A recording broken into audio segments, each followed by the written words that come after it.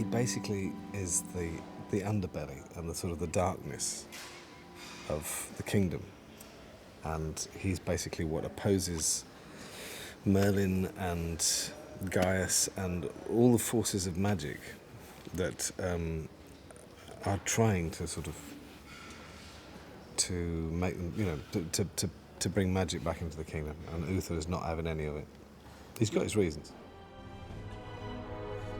With Uther, they were at pains. They didn't just want somebody who is sinister and dark, and you know, because there are lots of elements to this story.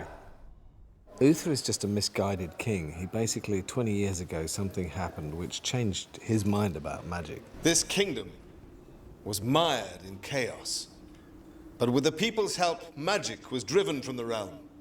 So I declare a festival to celebrate 20 years since the great dragon was captured and Camelot freed from the evil of sorcery. He rules with a rod of iron. Let the celebrations begin. If magic manifests anywhere in the kingdom, he believes that it's only there for the, you know, that people will misuse it, and it's there for the darker side. I'd hunt this thing down if I could, but I cannot track a creature through the air. He has his reasons. He involved magic in something, and it had repercussions. Bad things. And he blames those who perpetrated the magic, and basically he feels that it's a dark art. It's a multi-layered character, which is what I really liked about it. He's not just this despotic king. He's a father. He's also a guardian, Morgana's guardian. He's trying to teach Arthur the decisions that he's going to have to make. Knights of the Realm, it's a great honor to welcome you to the tournament at Camelot. Over the next 3 days, you will come to put your bravery to the test, your skills as warriors, and of course, to challenge the reigning champion, my son. It's a rough and brutal time that they've come out of, and he's shaped the kingdom into what it is. He and Arthur are constantly coming up against each other. He and Gaius, played by Richard Wilson, because Gaius basically helped him stamp out magic in the kingdom, while Gaius is very much part of that world. So it's an interesting, there's lots of conflicts which make it interesting to play.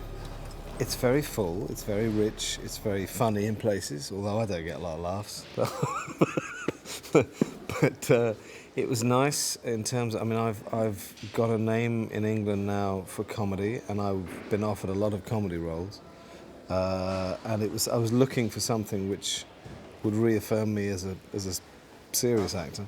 I choose very carefully what I do, because it has repercussions. You know, somewhere down the line you're going to get judged on something. And I've been very, very fortunate to have the chance to do the stuff that I've done. Seems someone else knows you're destined for great things, Merlin.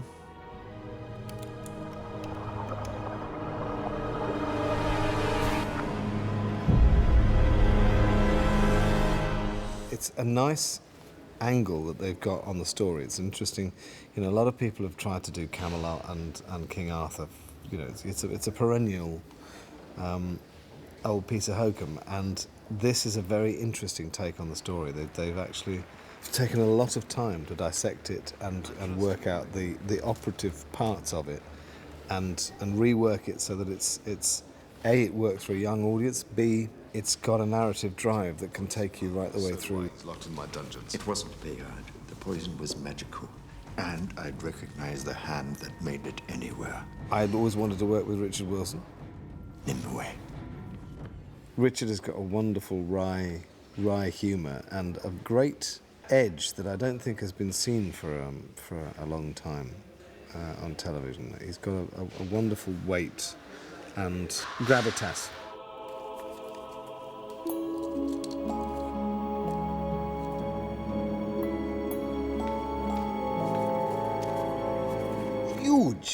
Huge production. It is the biggest production I've been on for a long time. I think it's one of those things when you get it and it's gold. It's just one of those things you just go, hello, yeah, we'll have some of that. And also the fact that I wanted to dress up as, knights. So far we've had 2 or 3 elements that are classic. Oh, it's him, one of those. Which we know will have a huge effect on the story when they grow up. But it's fun to see, you know, how they've placed it in this in the tale of their growing up, so that it makes it interesting, and it gives the audience the heads up. It gives them the chance to see something that, you know, they know something that the characters don't know, which makes it fun. It's very striking, and it's creating a world for Arthur to grow up in and kick against at some point. And we see his development. I mean, the first time we see him, he's an ass. This'll teach him.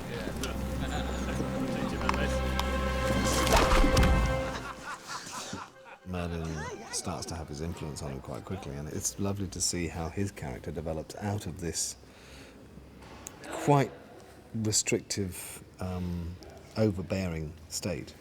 In the popular story, he created Camelot, but again, in this instance, they've given him something to grow out of and to create afresh. Bayard laced Arthur's goblet with poison. This is an outrage! He's a meddling child. He's constantly, popping up and saying, "You can't do that," or "That's poisoned," or, it's amazing that he's still got his head. Usually Uther is wrong, but on a couple of occasions he's right.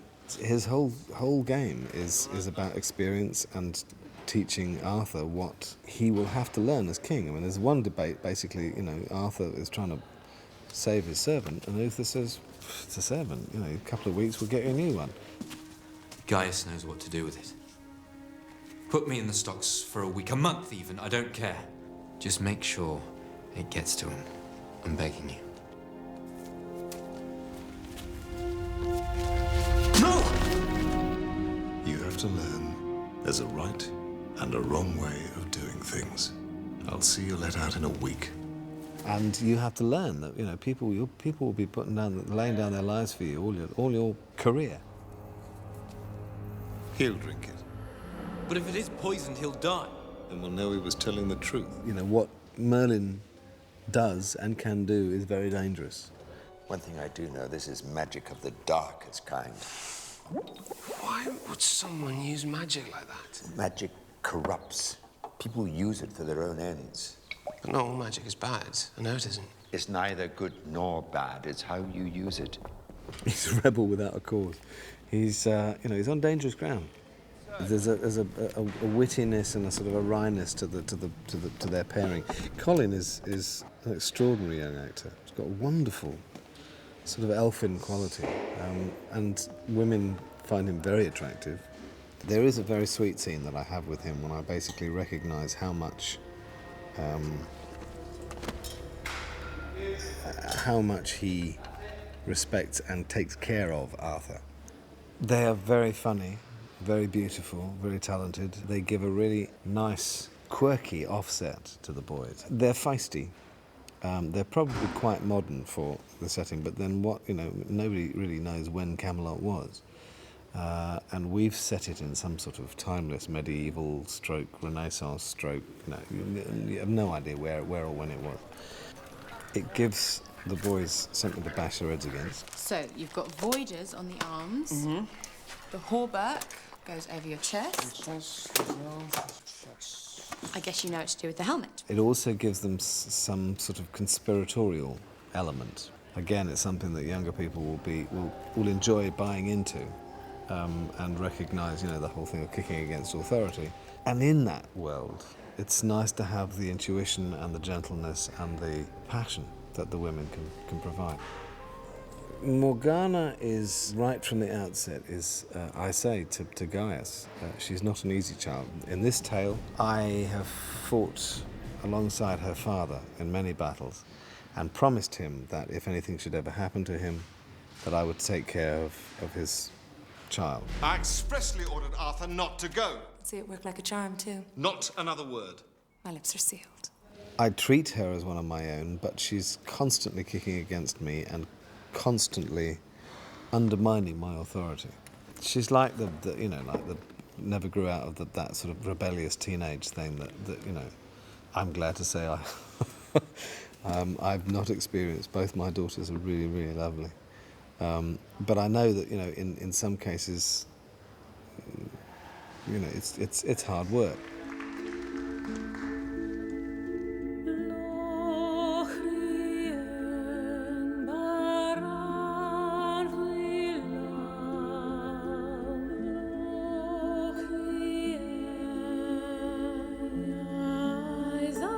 Eve Miles, she was great. She was absolutely extraordinary.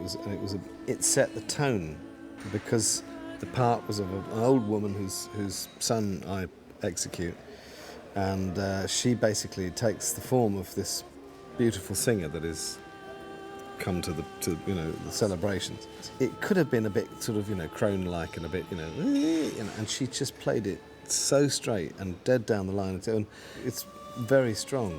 As I say, it set the tone for where we were going. It's a very nice ensemble cast, but it's also really nice, fresh talent, really nice. And I think you know, well, hopefully they'll all be great stars.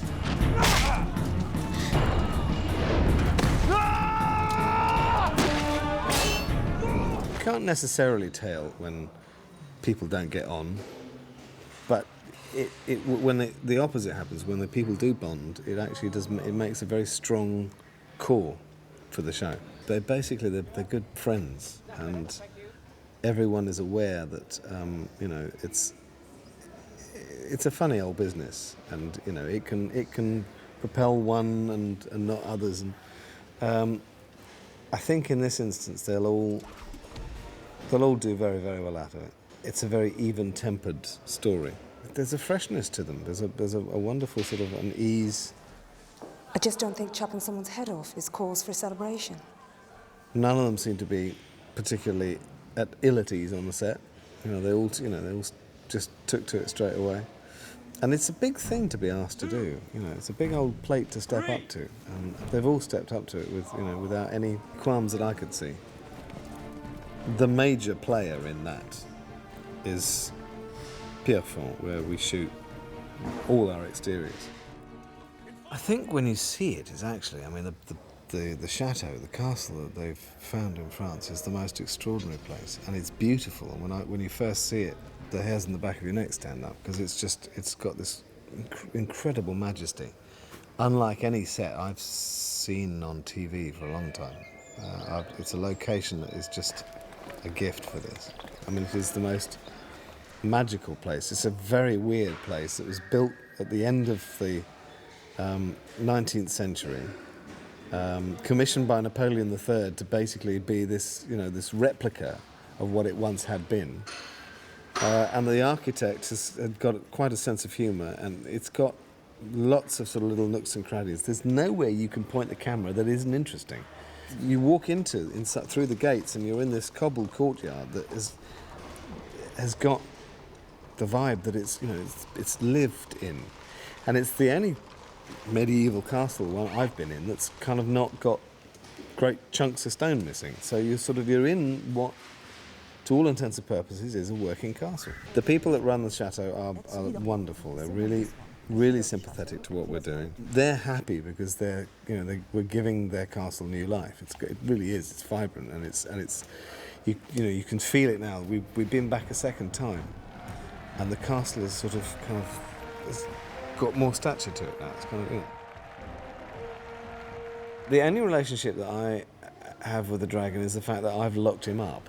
I wiped out all the dragons when I was establishing my rule of the kingdom, and the dragons for me meant magic. I don't envy Colin having to act with the dragon that's not there. But then, you know, it's a world of imagination. Kind of has to be part of your repertoire now, whether it's on a green screen or not. They symbolise magic, so therefore I wiped them out, and whether I felt it was to my advantage to keep one alive, the great dragon, and locked him up in the bowels of the castle, in the deep inside this huge cavern that lies at the base of Camelot.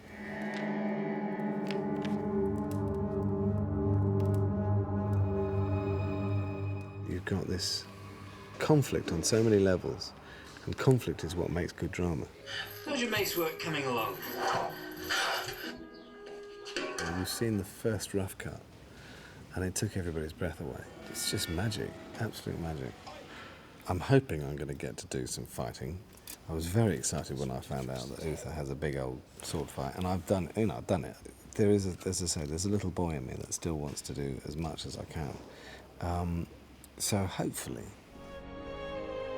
Merlin's one of those shows that you think, why the hell didn't I think of that?